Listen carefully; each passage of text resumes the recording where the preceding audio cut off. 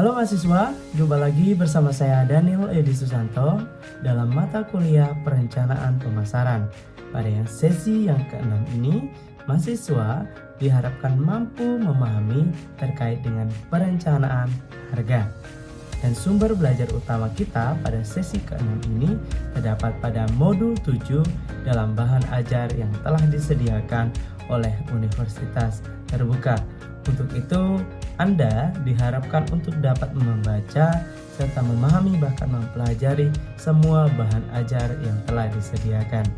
Dan juga jangan lupa untuk tetap aktif dalam forum diskusi yang ada, karena keaktifan Anda akan menentukan nilai Anda di akhir semester.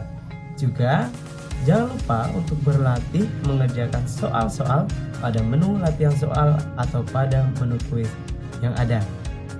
Untuk semua tugas, diskusi, serta tanggapan yang Anda kirimkan, mari kita utamakan aspek orisinalitas atau anti plagiarisme.